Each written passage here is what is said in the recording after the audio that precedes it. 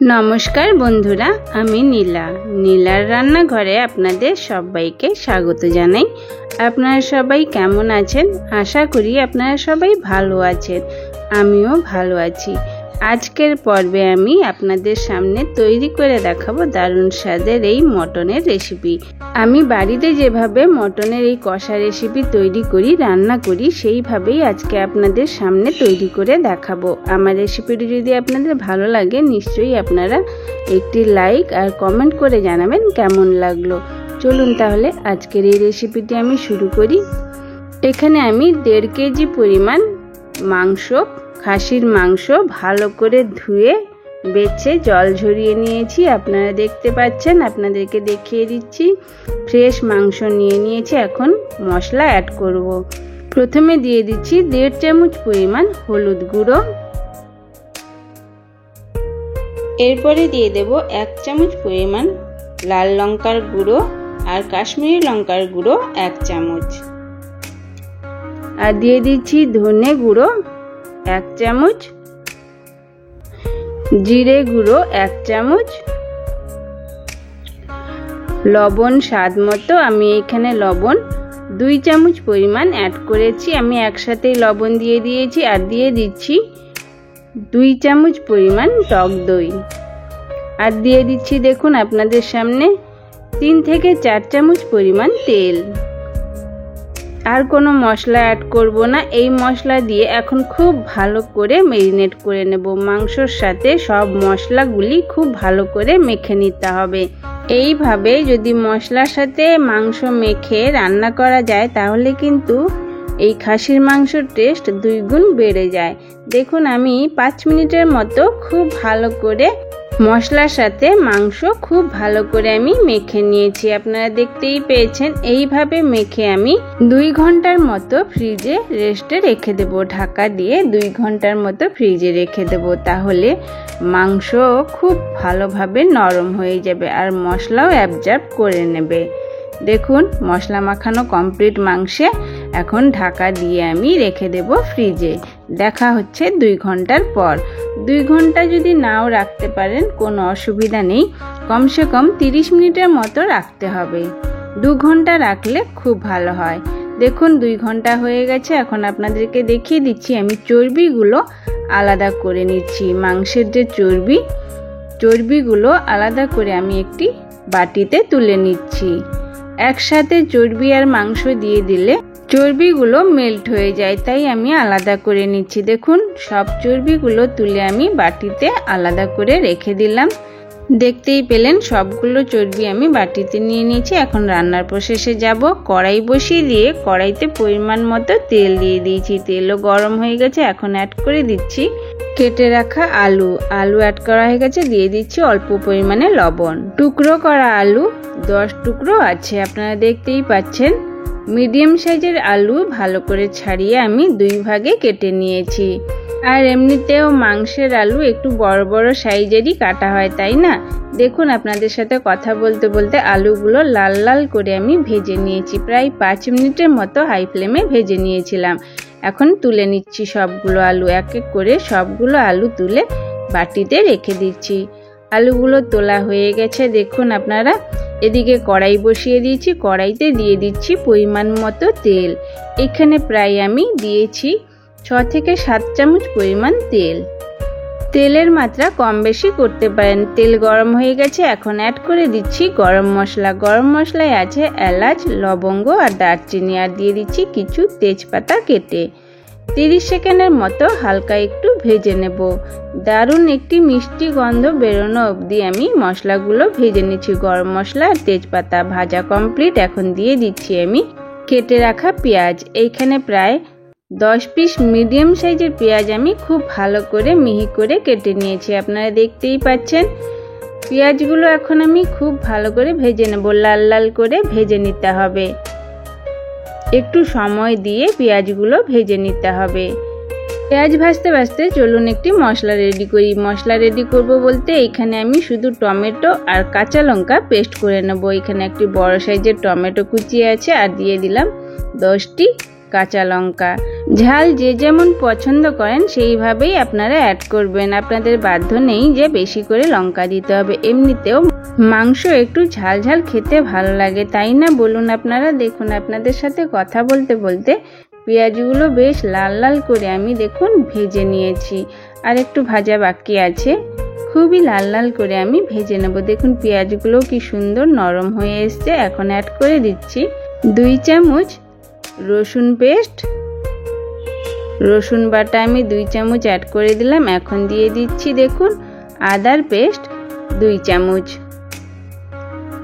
আদা রসুন দেওয়ার পরে আবারও খুব ভালো করে পেঁয়াজের সাথে আদা রসুন খুব ভালো করে মিশিয়ে নিচ্ছি, যাতে আদা আর রসুনের কাঁচা গন্ধটা বেরিয়ে যায়। খুব ভালো করে নেড়ে চেড়ে 2 মিনিটের মতো হাই ফ্লেমে আমি আদা রসুন আর পেঁয়াজ খুব ভালো করে ভেজে নিয়েছি। আপনারা দেখতেই পাচ্ছেন আমাদের কিন্তু ভাজা কমপ্লিট হয়ে গেছে, পেঁয়াজ রসুনের কাঁচা গন্ধ বেরিয়ে গেছে। এখন অ্যাড করে দেব আমি টমেটো আর কাঁচা লঙ্কার পেস্ট।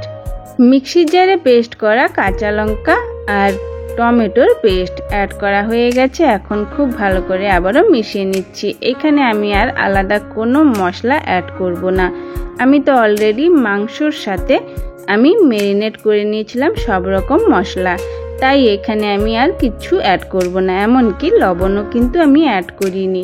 আমি পরিমাণ মতো সব কিছু মশলা মাংসের সাথে আমি অ্যাড করে নিয়েছিলাম। একটু সময় দিয়ে টমেটো আদা রসুন আর পেঁয়াজ খুব ভালো করে কষিয়ে নেব।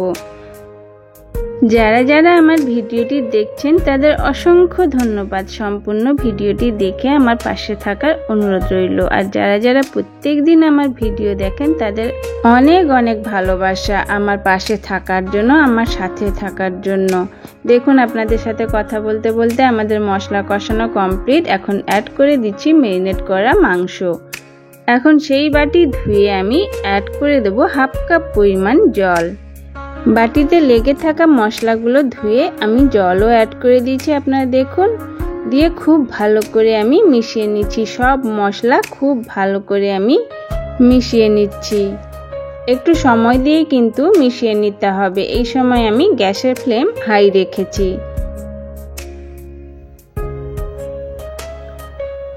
দেখুন মেশানো আমাদের কমপ্লিট হয়ে গেছে। এখন ওপরে আমি দিয়ে দেব বেছে রাখা চর্বিগুলো। আমি যে আলাদা করে বাটিতে আলাদা করে রেখেছিলাম চর্বিগুলো ওপরে রেখে দিলাম।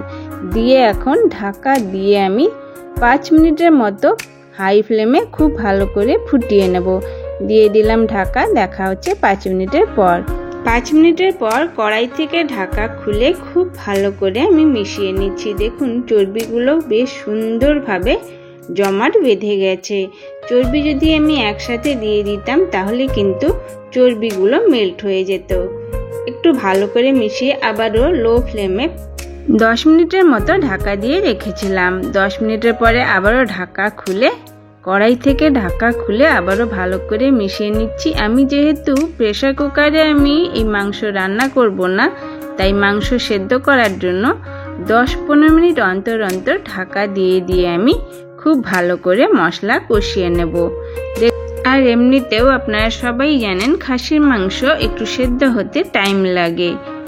আমি এইভাবেই সম্পূর্ণ মাংস রান্না কড়াই ঢাকা দিয়ে দিয়ে করে নেব। আর মিডিয়াম ফ্লেমে কিন্তু আমি সম্পূর্ণ রান্নাটা কমপ্লিট করে নেব। দেখুন আপনাদের সাথে কথা বলতে বলতে মাংস কষানো প্রায় অনেকটা হয়ে এসছে। এখন দিয়ে দিচ্ছি গোলমরিচের গুঁড়ো 1/2 চামচ পরিমাণ, আর দিয়ে দিচ্ছি ভেজে রাখা আলুগুলো। আপনারা দেখেই থাকবেন আলুগুলো যখন ভেজেছিলাম তখন কিন্তু আমি হলুদ অ্যাড করিনি, লবণ দিয়েছিলাম, হলুদ দিইনি। ম্যারিনেট করার সময় আমি কিন্তু সব রকম মশলা মাংসের সাথে আমি ম্যারিনেট করে নিয়েছিলাম। দেখুন আলু দেওয়ার পরে ফ্লেম আমি হাই করে দিয়েছিলাম, গ্যাসের ফ্লেম। এখন খুব ভালো করে 2 মিনিটের মতো খুব ভালো করে মিশিয়ে নিচ্ছি। আপনাদেরকে দেখিয়ে দিচ্ছি, দেখুন চর্বিগুলো কিন্তু মেল্ট হয়ে যায়নি। আমি যে প্রসেসে চর্বিগুলো কড়াইতে অ্যাড করেছিলাম সেই প্রসেসে একবার অ্যাড করে দেখবেন চর্বিগুলো একদমই মেল্ট হবে না। দেখুন আমাদের মাংস কষানো প্রায় কমপ্লিট হয়ে গেছে। এখন দিয়ে দিচ্ছি 1/2 গ্লাস পরিমাণ জল। আমি যেহেতু কষা মাংস রান্না করব, তাই এখানে আমি বেশি পরিমাণে জল অ্যাড করব না। টোটাল জল আমি 300 ml এর মতো জল অ্যাড করব। এখন আমি হাফ গ্লাসের মতন জল দেওয়ার পরে খুব ভালো করে মিশিয়ে নিচ্ছি। মেশানো হয়ে গেছে। এখন কড়াইতে দিয়ে দিচ্ছি গরম মশলার গুঁড়ো 1 চামচ। এই সময় আমি একটু লবণ টেস্ট করে নিয়েছিলাম, তো প্রয়োজন ছিল, তাই আমি এখানে অ্যাড করে দিলাম হাফ চামচ পরিমাণ আর একটু লবণ। লবণ দেওয়ার পরে আবারও খুব ভালো করে মিশিয়ে নিচ্ছি। বাদ বাকি জলও আমি অ্যাড করে দিলাম। টোটাল জল আমি 1 গ্লাসের মতো দিয়েছি, প্রায় 300 ml এর মতো জল। জল দেওয়ার পরে আমি দেখুন খুব ভালো করে মিশিয়ে নিচ্ছি। মেশানো হয়ে গেছে। এখন আমি ঢাকা দিয়ে 10 মিনিটের মতো লো ফ্লেমে ফুটিয়ে নেব।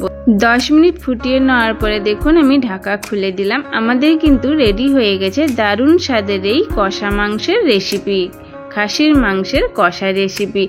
একবার আমার এই প্রসেসে রান্না করে আপনারা দেখতে পারেন, দেখবেন বাড়িতে সবাই খুবই প্রশংসা করবে আর সবাই আঙ্গুল চেটে খাবে। ফ্রাইড রাইস বা পোলাওর সাথে খেতে কিন্তু দুর্দান্ত লাগে। রেডি হয়ে গেছে আমাদের দারুণ স্বাদের খাসির মাংস। এখন আমি সার্ভ করে নেব। নিয়ে নিয়েছি একটি বাটি, আপনাদের সামনে আমি সার্ভ করে দেখাচ্ছি। গরম ভাত, পোলাও বা ফ্রাইড রাইসের সাথে খেতে কিন্তু অপূর্ব স্বাদ লাগে, দারুণ লাগে আর সবাই খুবই প্রশংসা করবে। একবার অন্তত আপনারা বাড়িতে ট্রাই করে দেখতে পারেন। আমার রেসিপিটি যদি আপনাদের ভালো লেগে থাকে তাহলে অবশ্যই like, comment, share and subscribe করবেন। আর হ্যাঁ, পাশে থাকা বেল আইকনটা ক্লিক করবেন যাতে আমার প্রত্যেকটি ভিডিওর নোটিফিকেশন আপনাদের কাছে পৌঁছে যায়। আর যদি আপনারা ফেসবুক থেকে দেখতে থাকেন তাহলে অবশ্যই আমার পেজটি ফলো করে আমার পাশে থাকবেন। যারা যারা আমার প্রত্যেক দিন ভিডিও দেখেন তাদের অসংখ্য ধন্যবাদ আর অনেক অনেক ভালোবাসা। এইভাবেই আমার পাশে থাকবেন, সাথে থাকবেন। আজকের এই রেসিপি এখানেই শেষ হলো। আবারও দেখা হবে আমার নতুন একটি রেসিপিতে। সবাই ভালো থাকবেন, সুস্থ থাকবেন। নমস্কার বন্ধুরা।